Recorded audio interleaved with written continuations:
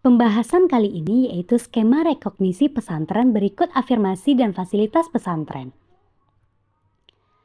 Definisi rekognisi pesantren secara bahasa Indonesia, rekognisi diartikan sebagai pengakuan, keadaan, atau hal. Skema rekognisi pesantren mengacu pada kebijakan atau program pemerintahan yang bertujuan untuk memberikan pengakuan formal dan status legal kepada pesantren-pesantren yang ada di Indonesia. Afirmasi pesantren juga dapat dimaknai sebagai bentuk dukungan pemerintahan terhadap eksistensi dan peran strategis pondok pesantren dalam mencetak generasi muda yang tidak hanya memiliki pengetahuan agama yang kuat, tetapi juga memiliki keterampilan hidup yang berguna bagi masyarakat. Contohnya pemberian pendanaan. Dan selanjutnya yaitu fasilitas pesantren. Fasilitas pesantren dapat diartikan sebagai sarana dan prasarana yang disediakan oleh pondok pesantren untuk mendukung proses belajar mengajar dan kegiatan lainnya yang berlangsung di dalamnya.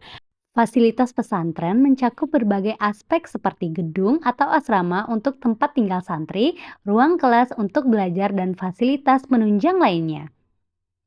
Selanjutnya yaitu kita membahas mengenai tujuan dan fungsi skema rekognisi pesantren. Tujuan utamanya yaitu untuk mengenali, mengidentifikasi, dan mengklasifikasikan pesantren di seluruh Indonesia secara sistematis dan komprehensif. Dan fungsinya adalah untuk memetakan potensi peran dan kontribusi pesantren dalam pembangunan nasional serta menjadi dasar untuk pemberian afirmasi dan fasilitas yang tepat sasaran.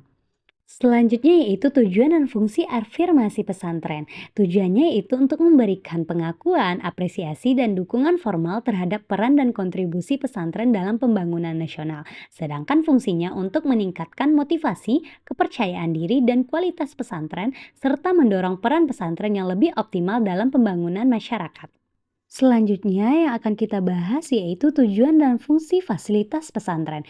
Tujuannya yaitu menyediakan sarana dan prasarana pendukung yang memadai bagi pengembangan dan peningkatan kualitas pesantren. Sedangkan fungsinya yaitu untuk membantu pesantren dalam meningkatkan kapasitas sumber daya manusia, infrastruktur, akses teknologi, dan aspek-aspek lainnya yang diperlukan untuk memberikan layanan pendidikan. Selanjutnya, itu pengaruh ketersediaan atau keterbatasan fasilitas terhadap kualitas proses belajar mengajar di Pondok Pesantren Bani Yusuf.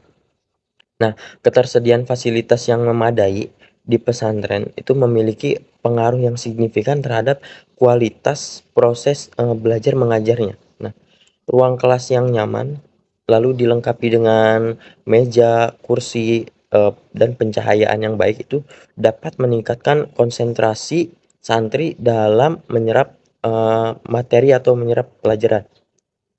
Kemudian perpustakaan yang lengkap dengan buku-buku referensi dan ruangan ruangan yang kondusif, itu mendorong santri untuk memperdalam ilmu dan, meningkatkan minat baca mereka.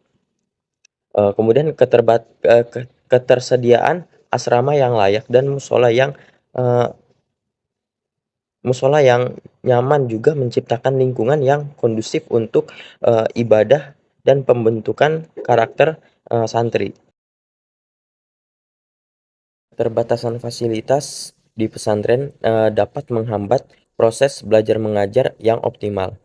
Ruang kelas yang sempit, kurangnya meja dan kursi, serta pencahayaan yang buruk itu dapat menyebabkan ketidaknyamanan kepada para santri, dan menurunkan konsentrasi mereka. Kemudian kurangnya buku referensi dan, ruang baca yang kurang kondusif itu dapat, eee, membatasi akses terhadap, sumber informasi dan pengetahuan para santri. Nah, tidak adanya fasilitas praktikum, itu dapat menghambat pengembangan keterampilan, praktis santrinya. Kemudian kondisi asrama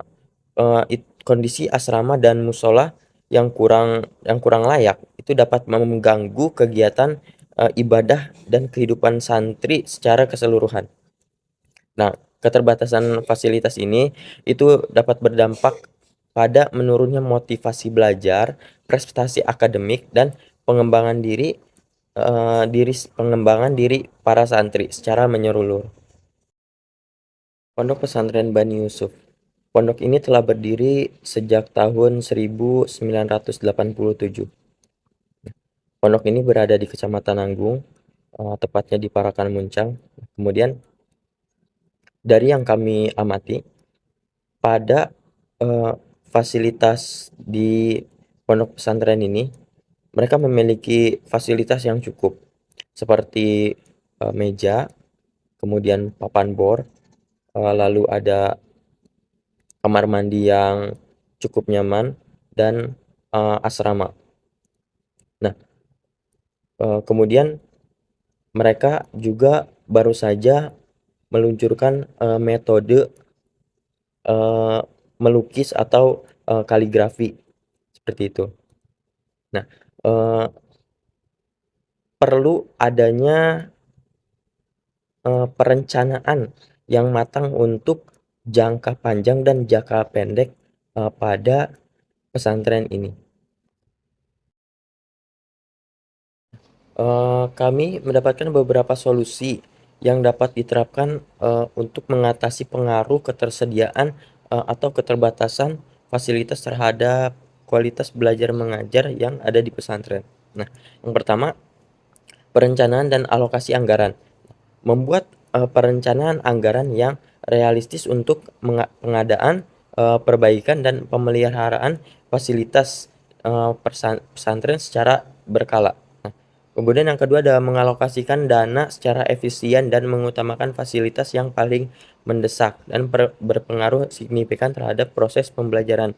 Yang terakhir, menjalin kerjasama dengan pemerintah, lembaga donor atau masyarakat untuk mendapatkan bantuan dana atau sumbangan. Nah, kemudian yang kedua, pengoptimalisasi penggunaan fasilitas, seperti menyusun jadwal penggunaan fasilitas secara efisien untuk memastikan semua santri dan pengajar itu dapat mengakses fasilitas yang tersedia.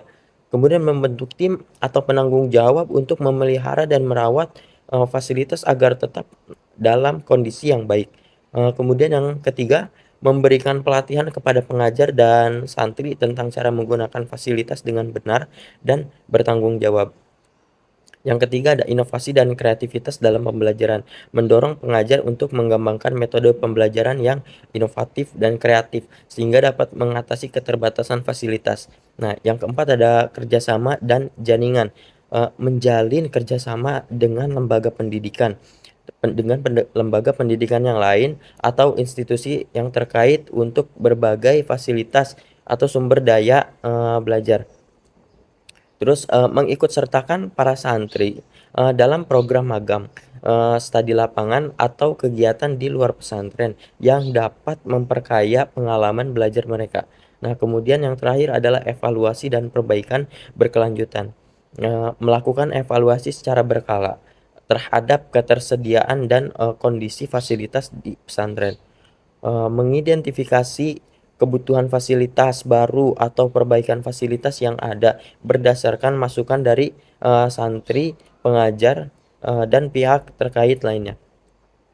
Kemudian yang terakhir itu membuat rencana perbaikan dan pengembangan fasilitas secara berkelanjutan sesuai dengan kebutuhan prioritas yang ada.